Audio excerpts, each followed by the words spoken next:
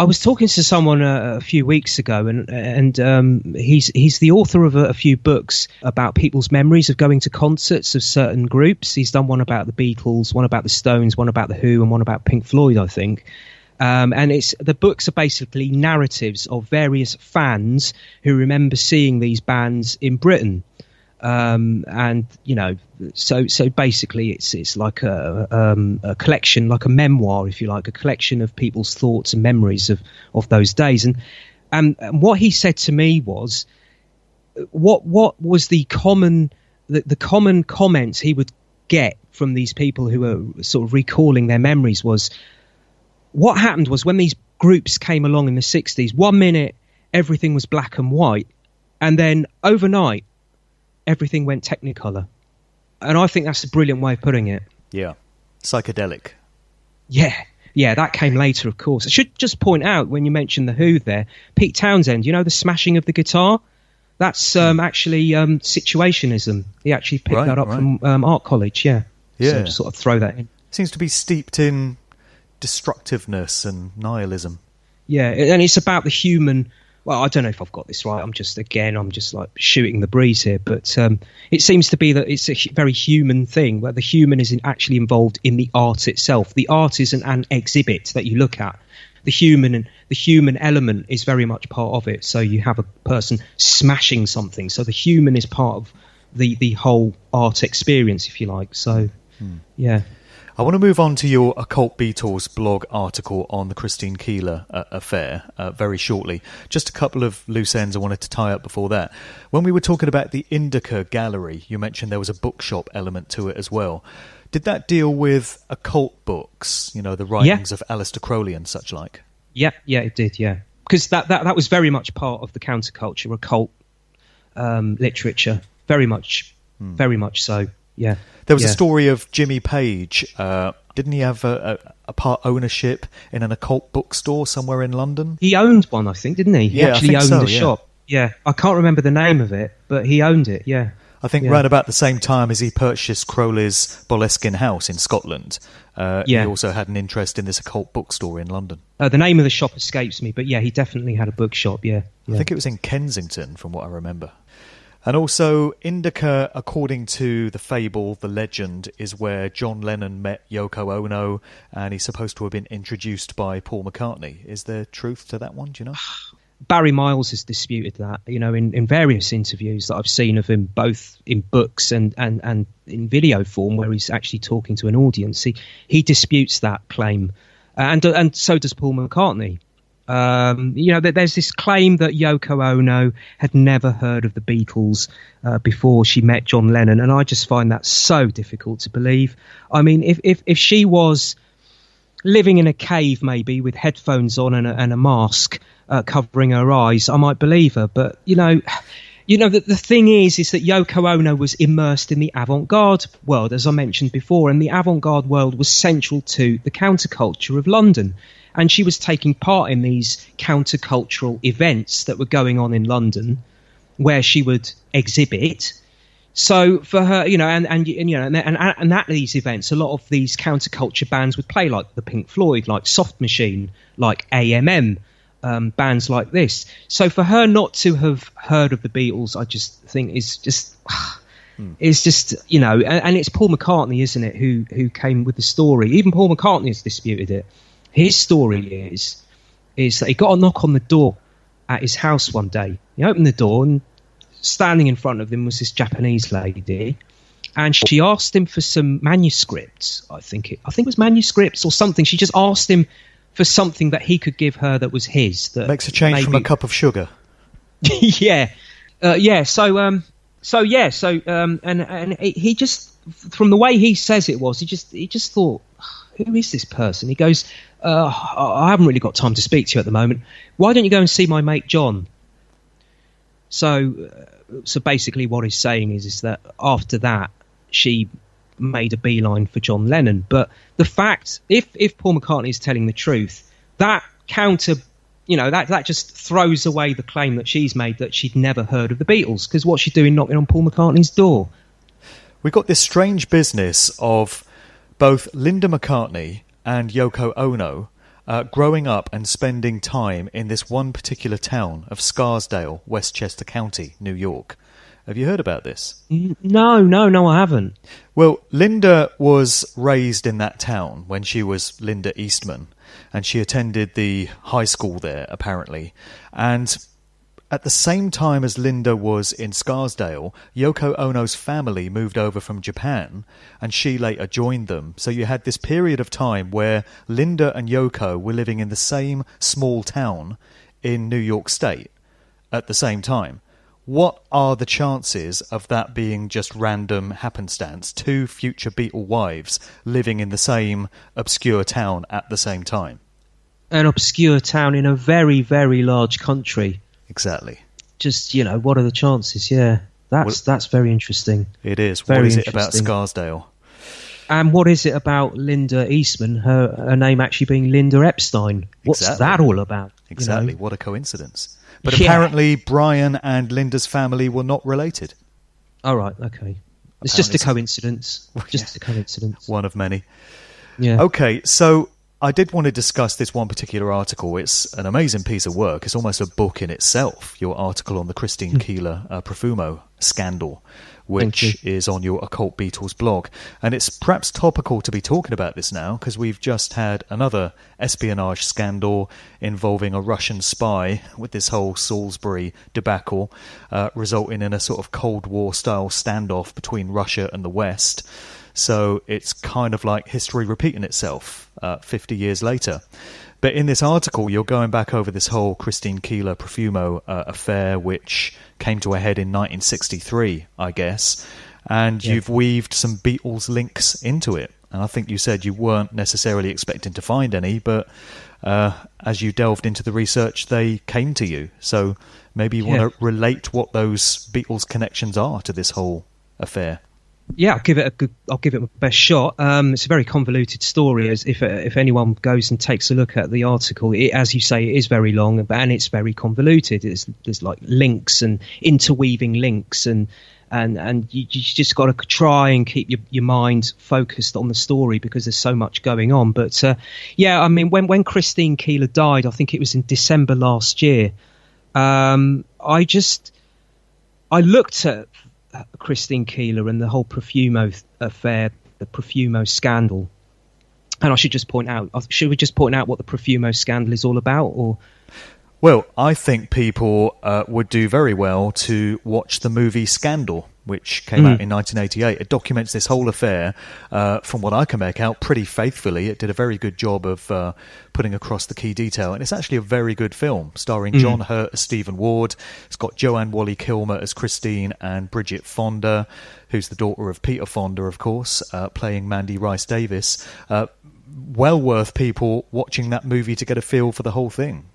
Yeah, I saw it when it came out in the cinema back in 89, I think it was, 1990. Yeah. I might have to watch it again. But, basically, just to explain very, very briefly, as brief as I can, the Profumo scandal. Basically, what happened was sometime around mid-1963, the mainstream press just went ballistic, as they do when they catch hold of a scandal. The tabloid press just ran with this scandal. Whether the mainstream media was part of pushing this to become a scandal is a matter for conjecture, and it's a completely different area of discussion, I suppose. But what happened was in the mid-1960s, this Profumo scandal blew in the UK, and basically what it involved was this British MP, a Conservative MP, then serving Conservative MP. It was a Conservative government at the time.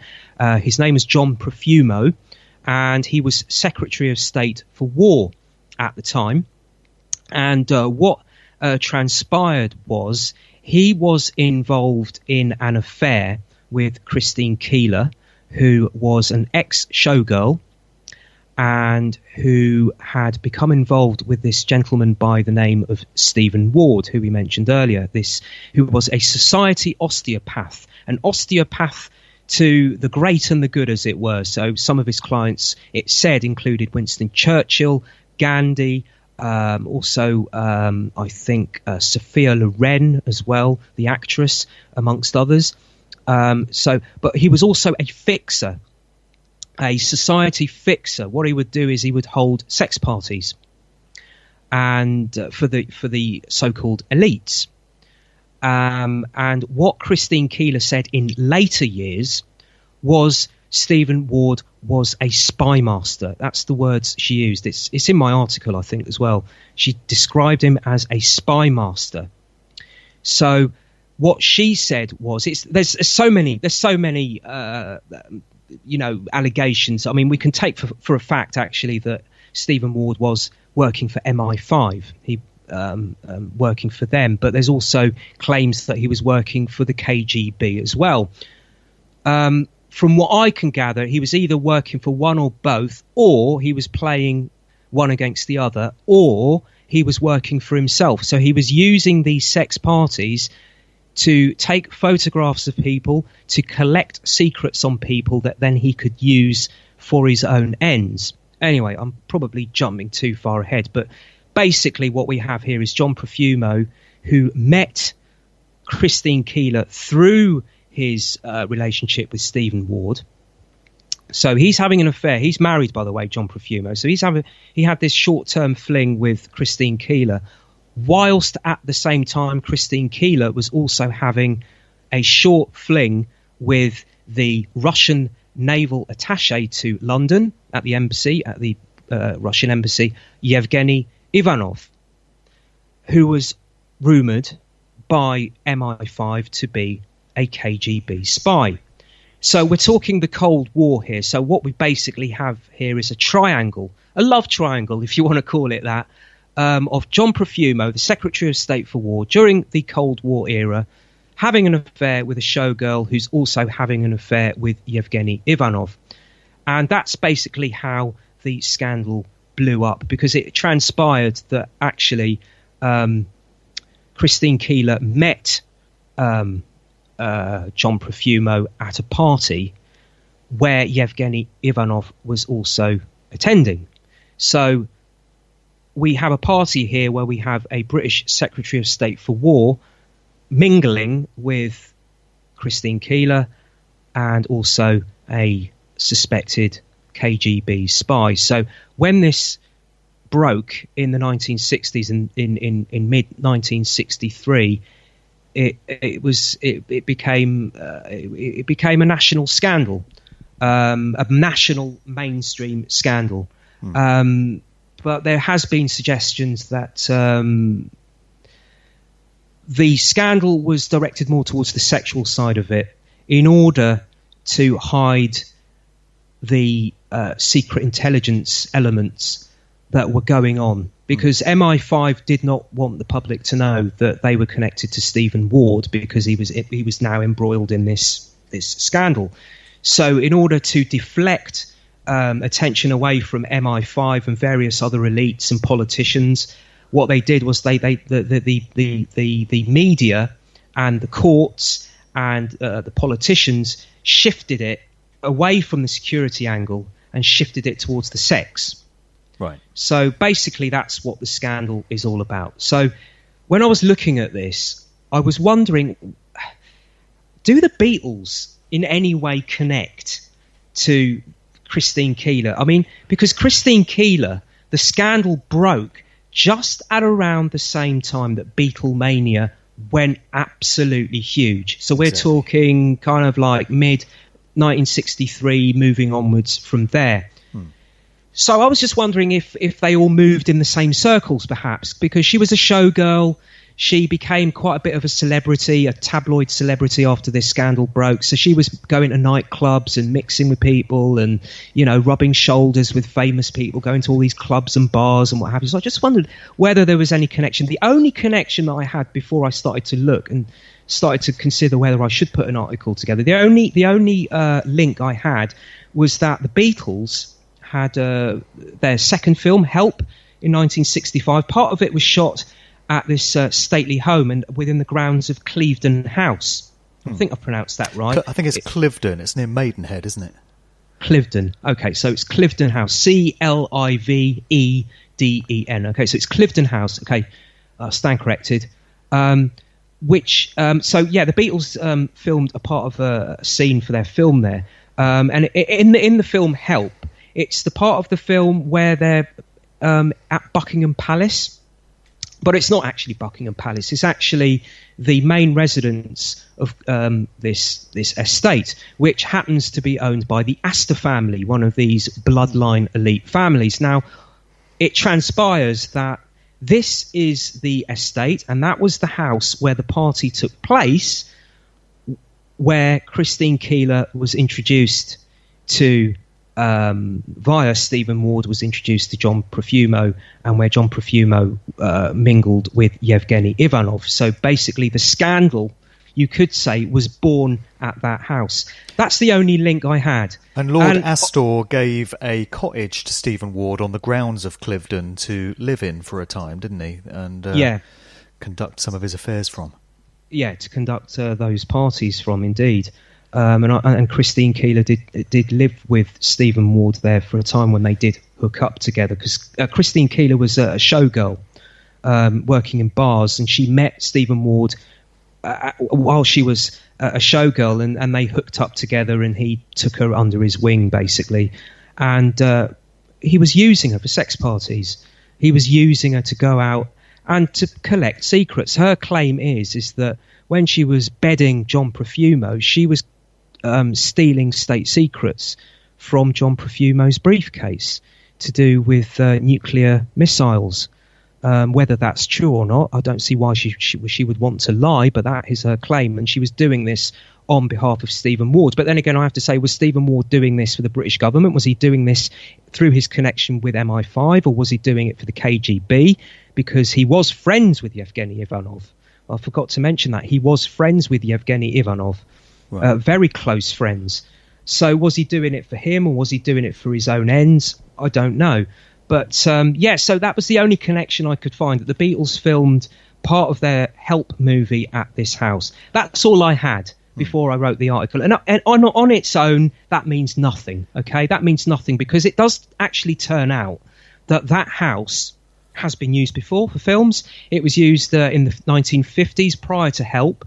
I think there was a movie starring Alec Guinness in 1952 where they used the house, and it's been used since. It's been used in Cinderella, the Disney film from 2015, I think.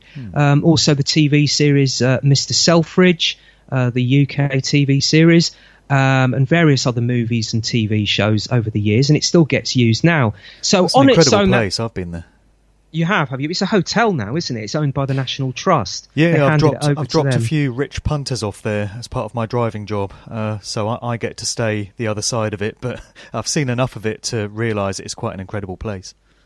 And to think the Beatles were there, and they filmed on the grounds as well.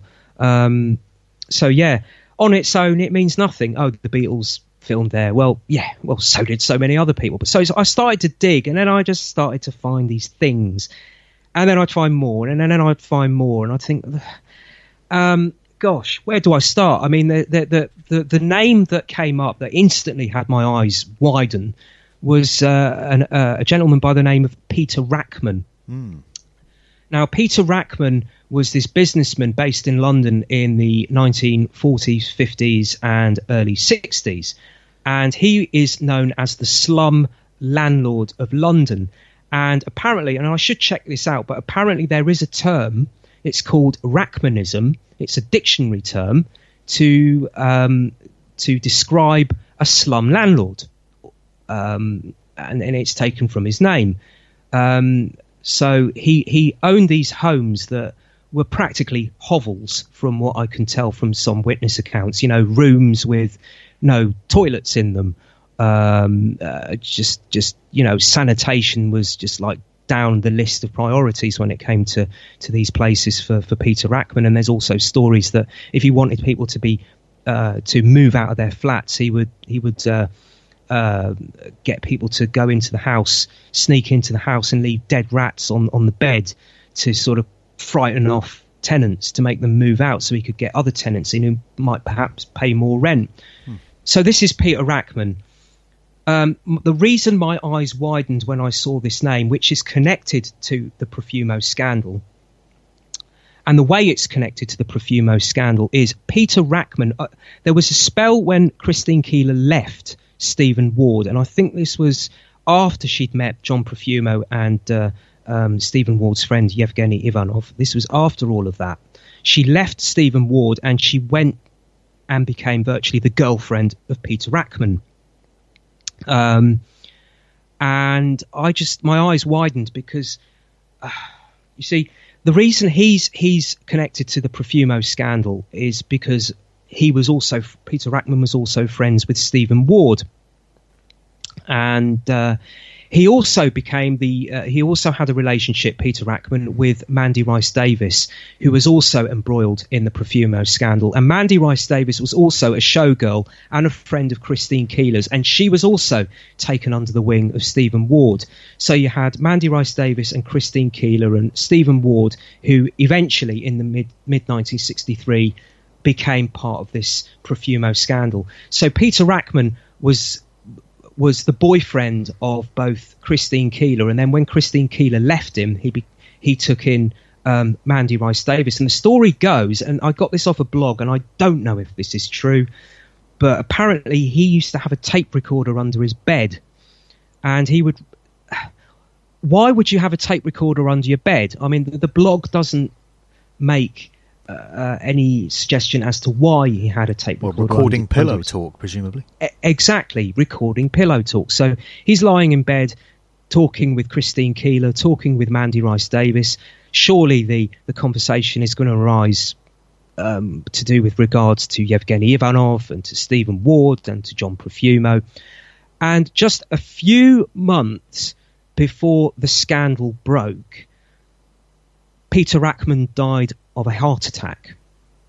But his name was still implicated in the scandal. When the scandal went big in the mid-60s in the mainstream media, in the tabloid press, Peter Rackman's name was implicated, but he was dead by that point. I wonder, when I think of this tape recorder that may or may not have been under this bed, if it was there, is it possible that he was bumped off? Because what happened to this tape recorder? What happened to the tapes? So yeah, I do wonder about that. I do wonder whether he was bumped off or not. But anyway, the reason that my eyes widened to do with Peter Rackman is because one of his so-called henchmen that he used to have going around to the flats to sort of like spread this reign of terror on his behalf was a gentleman by the name of Michael de Freitas, who was originally from Trinidad. He came over to the UK, and he eventually, through a turn of events, became kind of like a minder, a henchman for Peter Rackman.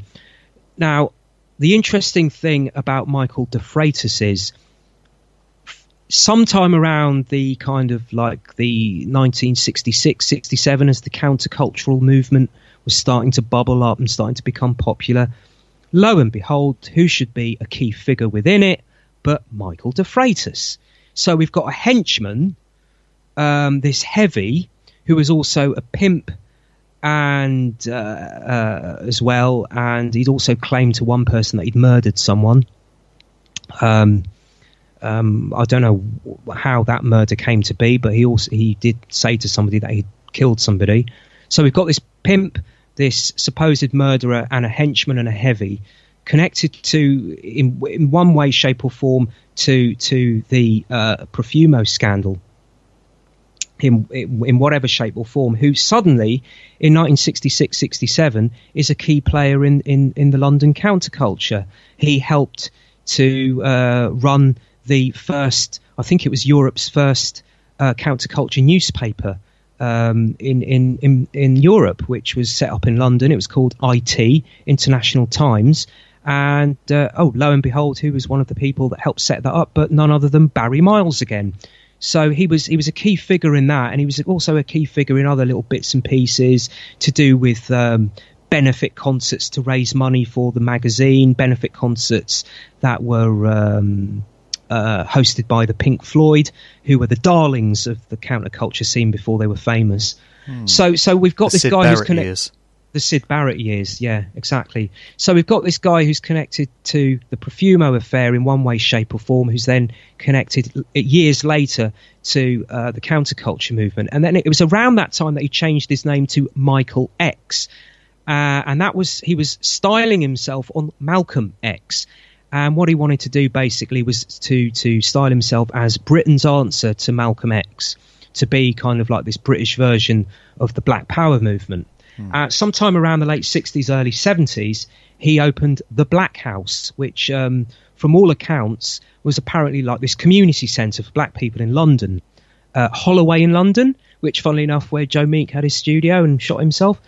So we got Holloway in London turning up again. Kiss FM's headquarters in decades to come. That's right, it was. That's where they started, wasn't it, when they used to be good? But that's another subject. Indeed. Yeah.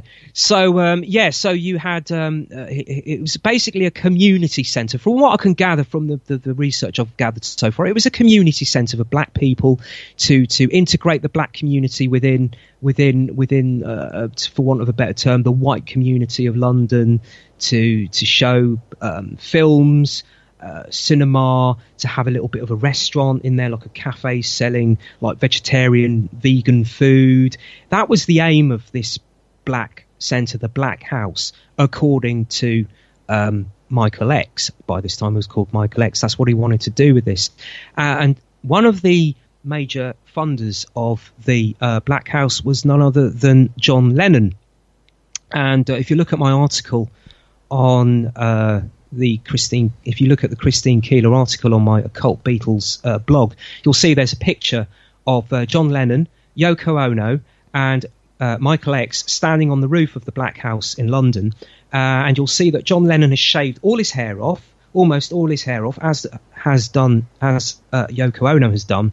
And in this picture, basically what they're doing, it's a PR stunt. Members of the press have turned up, TV reporters, and what they're doing is John Lennon is handing over his shorn parts of his hair in a bag, as is Yoko Ono, to Michael X, which he can then auction to raise money for the Black House. But the thing is, he wasn't just doing things like that. He was actually giving cash to Michael X as well to fund the Black House. The Black House then fell into some disrepute about a year or two after this, and that was to do with the so-called slave collar affair. And what the slave collar affair was, according to it went to court. It actually went to trial. And what the prosecution claimed, and the person that was the victim of this claimed, was there was an incident involving a black guy in London who was working at a laundrette. And he got the feeling that he wasn't being paid properly, that like his boss was siphoning his wages from him and kind of like trying to hide it. So he went to see Michael X, who I suppose was seen as this kind of like integral kind of black power figure, this kind of guy you go to community leader, like a community leader. Yeah.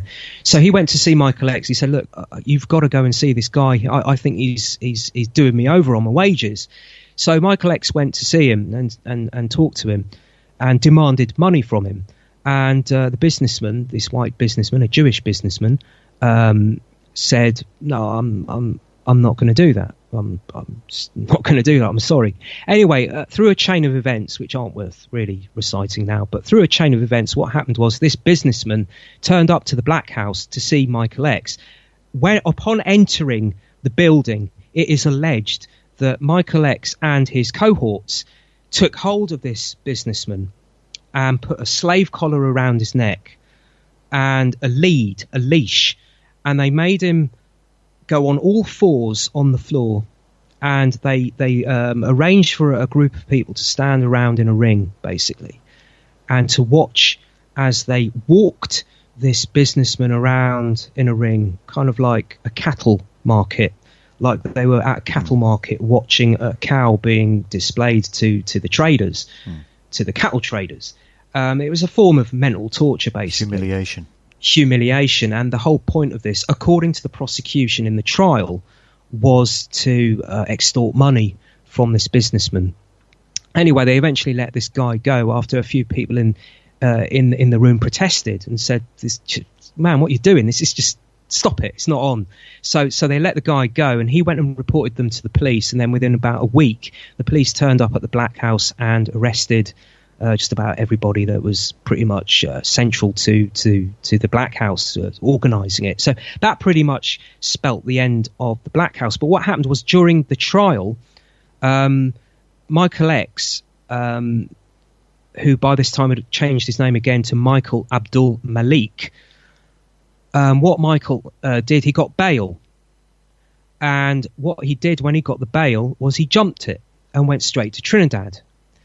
Now, the interesting thing here is it's been alleged, and this is from a book, I think, which is called the Beatles Encyclopedia, I think it's called. And the reason I featured it in my article, even though I could find no source, I tried to cross-check it to see if I could find another form of source to see how accurate it was. I couldn't find anything, but I included it in the article because it was written, the Beatles Encyclopedia is written by Bill Harry. Bill Harry used to be John Lennon's friend at Art College back in the pre-fame days in Liverpool, and he also then later in the 1960s, and he was also the founder of Mersey Beat, which was a newspaper in Liverpool,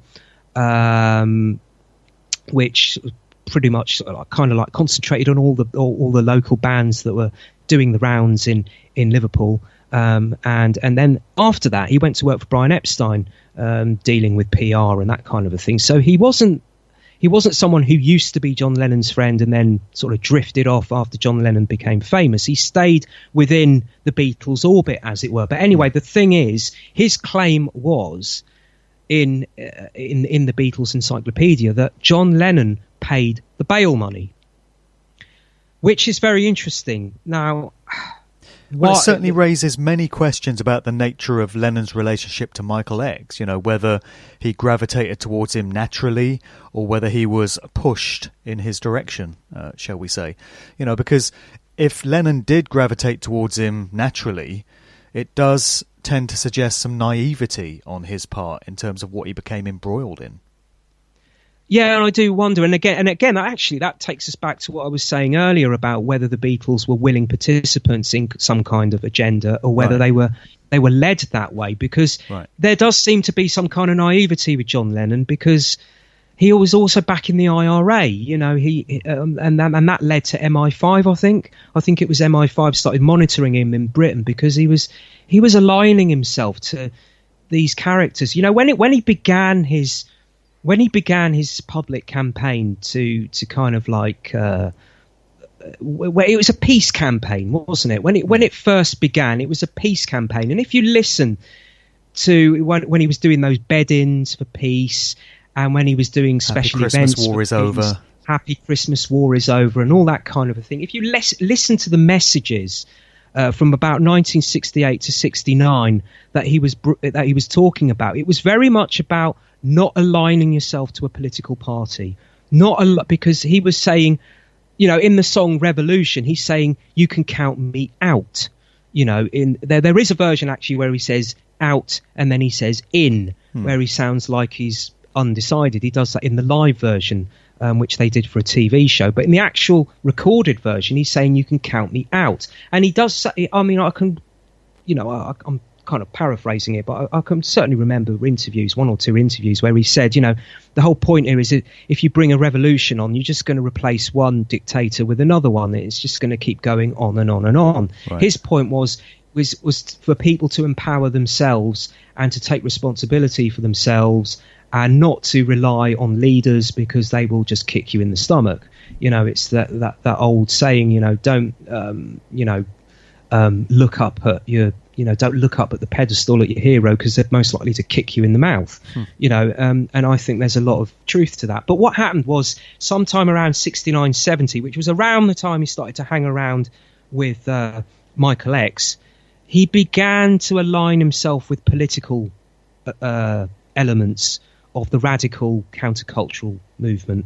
So you had the IRA, then you had figures like Abby Hoffman in the US and Jerry Rubin, who were very much radical members of the counterculture, very active in doing kind of like modern art kind of things. Actually, they were very. It was like theatre. Their brand of protest was very much theatre led. It was very much So he was, but they were very radical people. They were political. There was politics.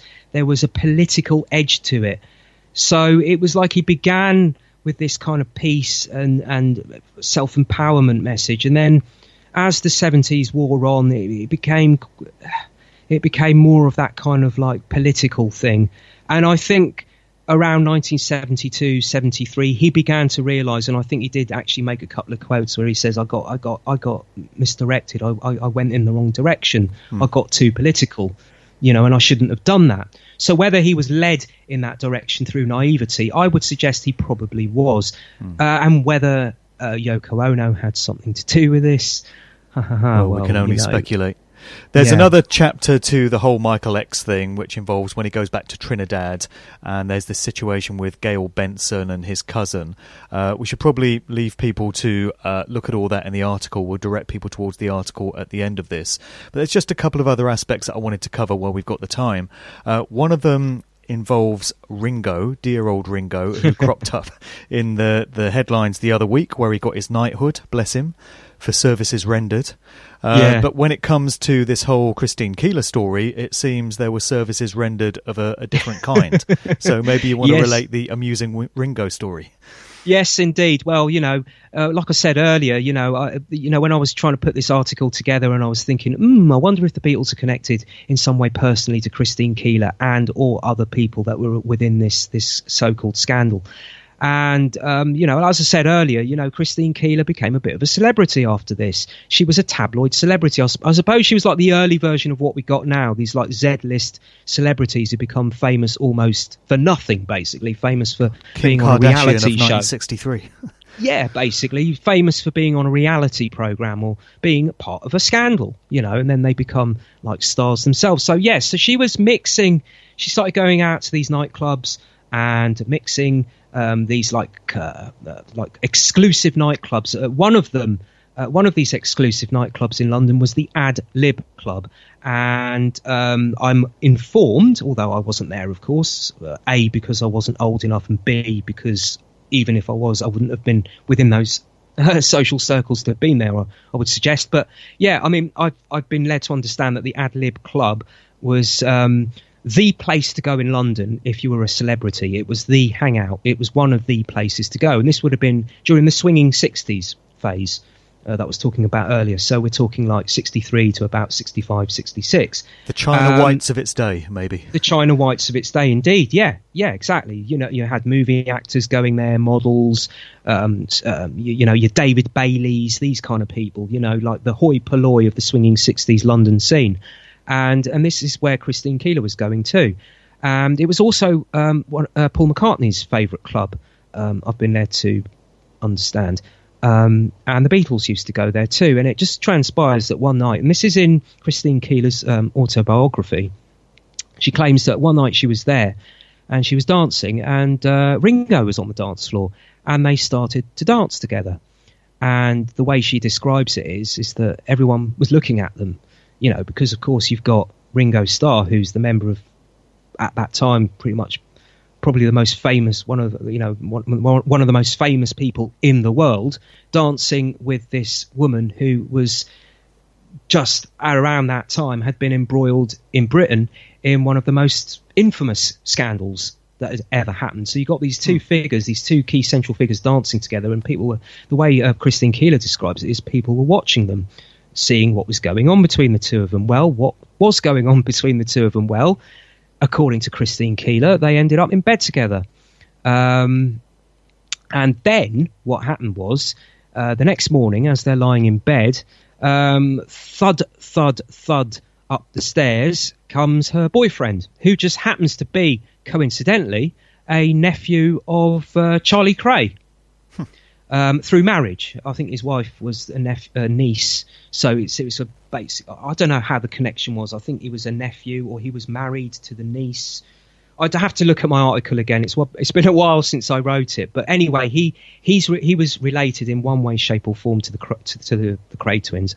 So again, we've got the Kray Twins in there. But so he comes bursting into the bedroom and he sees them there, and the way Christine Keeler describes it is, in any normal set of circumstances, her boyfriend would have just like jumped in and just beaten 10 bells of shit out of the guy.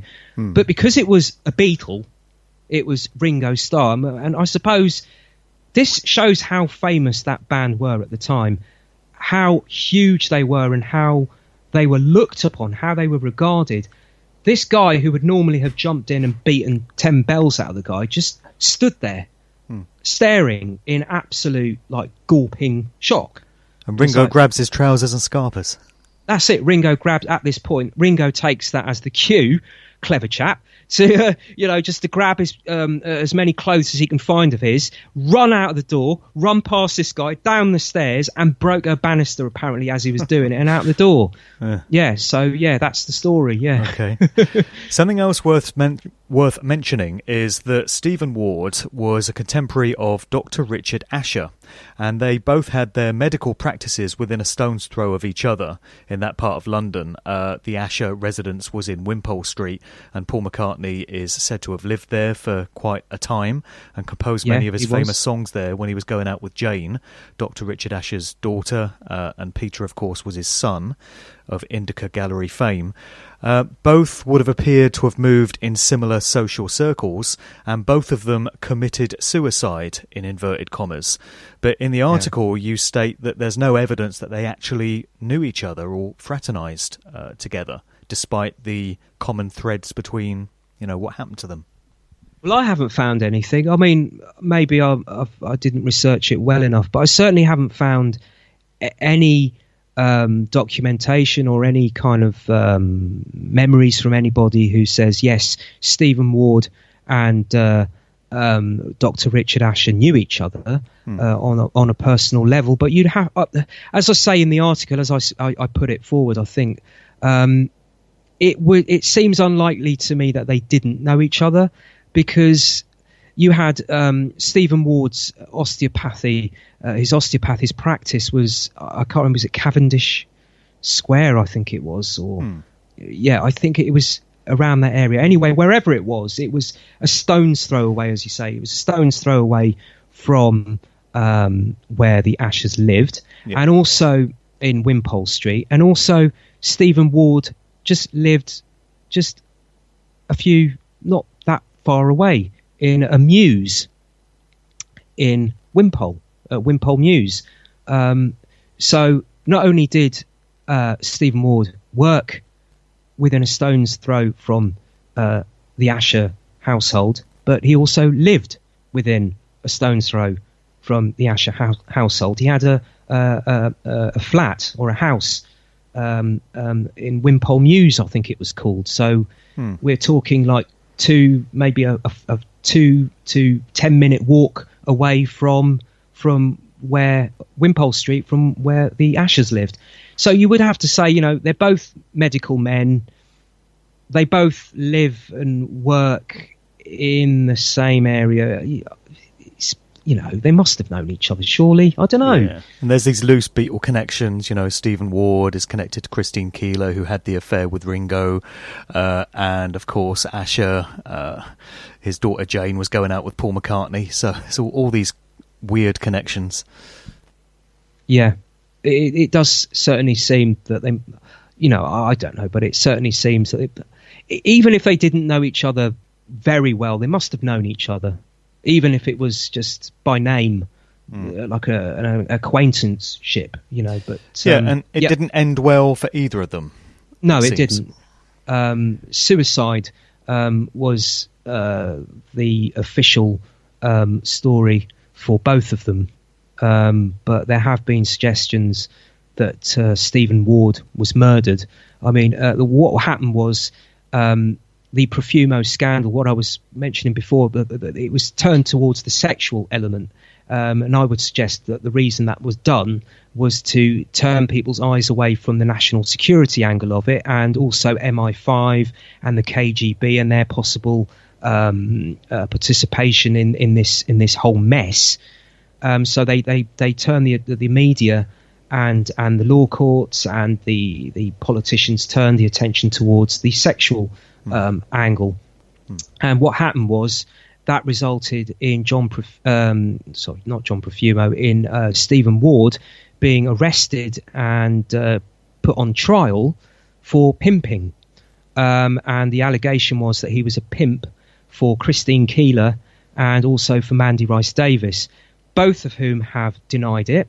They said that, yes, they did do things for Stephen Ward, but they were never paid to do them. They were willing participants. So they've denied it. And they've also, in more recent years, both of them, they're both now passed away. But before they did, they both independently said that the whole trial was an attempt to take it away from the national security level and to make it about titillation. So basically what we've got here is Stephen Ward was put on trial. He was found guilty of being a pimp. And the story goes is that a day or two before the verdict was given, Stephen Ward, according to witnesses, friends and so on, was pretty much kind of like given up on the facts. He kind of gave up. He sort of like resorted to the outcome that I'm finished. I'm done for. He's going to find me guilty, and that's my career over. I'm never going to recover from this. So what he did was he took an overdose. But in more recent years, it has been suggested that it was a forced overdose, and this allegation has been made. I do feature it in the article, so if you want the full details of that, you really do need to go and read what the actual allegations are. But apparently it was a hit. It was basically a hit to get him out of the way, basically, right? Because he knew things. He knew things that about the elites, the so-called elites, because he mixed within those circles. He would have known things about Prince Philip, who he was friends with. He was also a sketch artist. Something we haven't mentioned was Stephen Ward was also a sketch artist. He would take sketches of people, and one of the people he took sketches of was Prince Philip. And Prince Philip, of course, was a member of the Thursday Club, as was Stephen Ward. So we have this gentleman here who was a fixer for the so-called elites, who was an osteopath for the so-called elites, who was a sketch artist for the so-called elites, who knew all their secrets, or many of their secrets. So the suggestion is he was taken out to silence him. Sure. Perhaps, he would, in a fit of revenge, he would, after what had been done to him, because, nobody came to defend him. He was put up on trial. He was basically a scapegoat, is the argument. So the argument is that to stop him from, in revenge, going out and opening his mouth and blabbing, they had to get rid of him. And of course, Dr. Richard Asher, very, very strange set of affairs there. I mean, what the story goes, isn't it?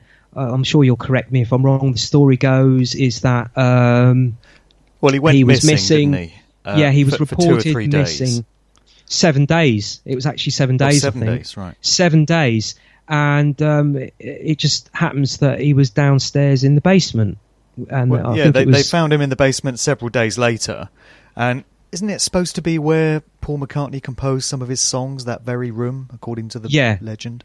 According to Paul McCartney, John Lennon would pop over every now and again, and they would write. They would do writing sessions in that very room. I think there was even a piano down there. I'm not too sure, but I think there was a piano down there as well. But don't you? I just find it. You report someone missing, right?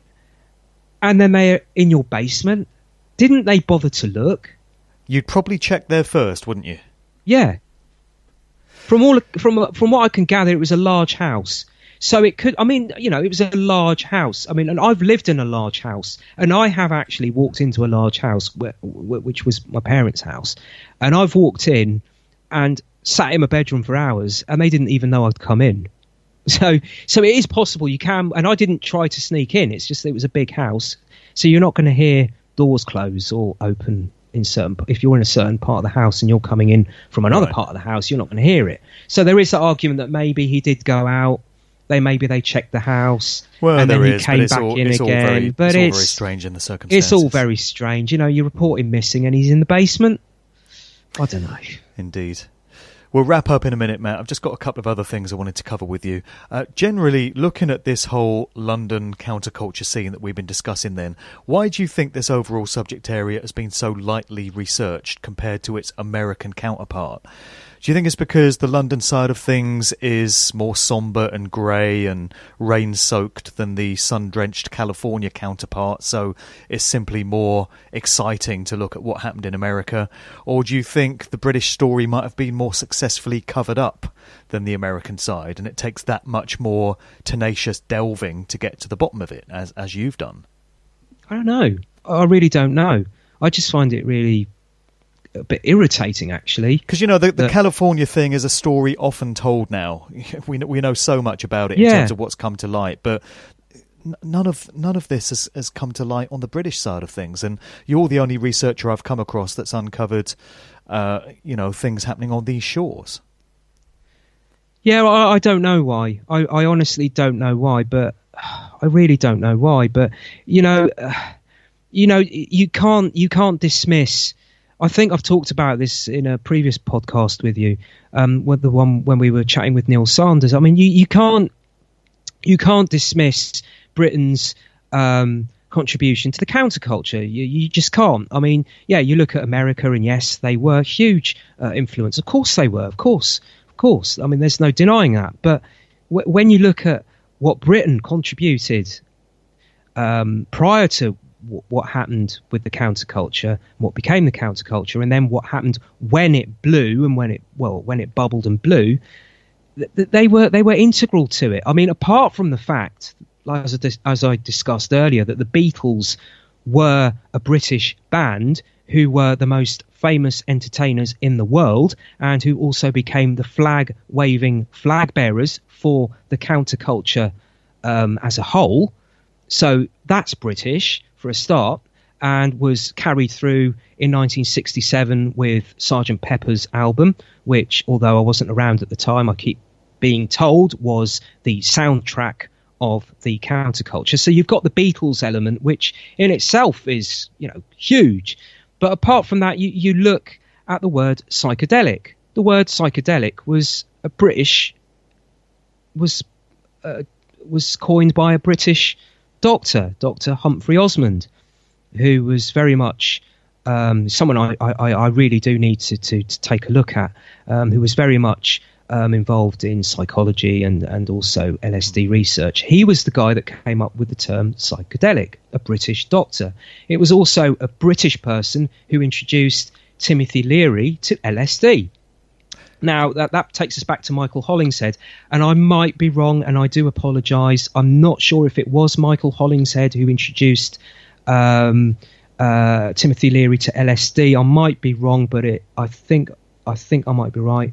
But it was if it wasn't him, it was certainly a British person that introduced Timothy Leary to LSD. And then you've got Aldous Huxley, of course, Indeed, who was looked upon as the godfather of the counterculture, or a godfather of the countercultural movement, who was British again. And he was involved in the setting up of MK Ultra, coming out of the CIA, and I think there were a number of British personnel that were involved in the OSS, the precursor to the CIA, that helped to set that whole thing up. So that largely came out of British intelligence. So there's an argument to be made for many of the social changes that have taken place in America through these various agencies having their roots and origins in British military intelligence. And there were MK Ultra experiments going on in Britain. There were. I'm just going to put my glasses on quickly and look at my bookshelf. I'm going to just reference a book. It's a mainstream book, and I do warn people, if they want to buy this book, don't expect this author to be on side with what we're talking about. He very much thinks it's all random and accidental and coincidence. But this is the only book that I'm aware of where they talk about the experiments that were going on in Britain with the military and with psychology and psychologists in Britain during the 1950s, as was going on in America, but it was going on in Britain. And if anyone wants to take a closer look at that, there's a book called Albion Dreaming, and it's by Andy Roberts. And that's a useful book. As I say, it's not gonna take you down the road of yes, it was an agenda. He's not a conspiracy guy. It's not a conspiracy. But there's a really interesting fact in there. Did you know, according to Sean Connery's ex-wife, Sean Connery was taking LSD in the early 60s to counterbalance his depression. Wow. And Frankie Howard, the comedian. When you think about it, the whole James Bond situation must interweave into this story somewhere. I don't propose we go into it now, something for another day, but yeah. You know, the Bond films and the way they played into popular culture and some of the ideas and values that they put across, it's got to be connected to all this mind control and social engineering stuff. Just finally then, I saw that there was a book launch event in Limerick, Ireland, just this past weekend, I think, which seems to have focused on much the same type of occult Beatles-related material as you get into. Do you ever get the feeling they might have been readers of your blog? It's funny you should say that. The author of the book actually contacted me about a week or two ago, because the latest post I've got is outdated now, because this talk that you're talking about, there was a talk where they presented this book, took place on Sunday the 8th of April. So it's the top post on my blog where I'm plugging this event. I put this plug basically for his event, for his book, this book launch up on my site. The book is called Behind the Wall of Illusion. I've got it here in front of me. The article, the short post that I put on my blog. It's called Behind the Wall of Illusion: The Religious, Occult and Esoteric World of the Beatles. A book launch to be launched by Professor Devereaux, no less. And the book is written by Sean McLeod, who's written books about girl groups of the 1960s in the past. He's also written a book about Phil Spector, who's an interesting character in himself, and he's a singer, songwriter, musician, author, music producer. I'm just reading it here from the piece that I've got on my blog here that I posted. So I basically thought that was quite an interesting thing to put up on the blog, because if anyone was interested in going along to that event and they were near Ireland or in Ireland, then they might want to go take a look, or perhaps take a look at the book itself and buy it or find out more about it. And as I say, about a week or so ago, I got an email from him, from Sean McLeod, and he said, "Thank you very much for plugging the book.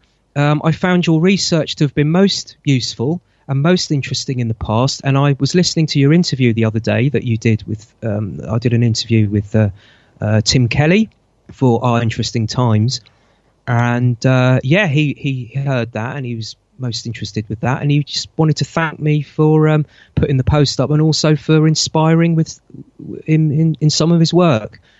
All right, well, we've got to tell people where to go to check out your blog articles, so just plug both of those. And do you have any upcoming radio interviews or events or anything like that you want to mention at this point? No radio interviews, I'm afraid, old chap. I'm not Mr. Popular. Is it something you said?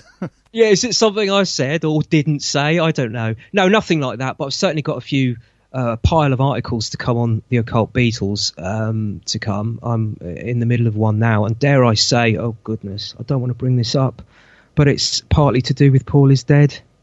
Oh, you had to go there in the end. I know, I had to go there in the end. We've gone 2 hours without mentioning Paul is Dead. Exactly, and there we go again. But the thing is I'm trying to debunk it a little bit. So it's a very interesting, long-winded article. So I'm kind of like getting my head around that, trying to edit it so it's not too much of a boring read.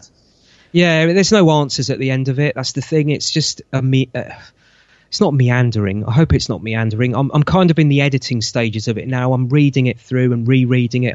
I'm trying not to make it boring, because it's a very long article and there is no answer at the end of it, so it's very speculative. Well, brother, when you fall in the Paul is Dead rabbit hole, let me tell you, you never get out again.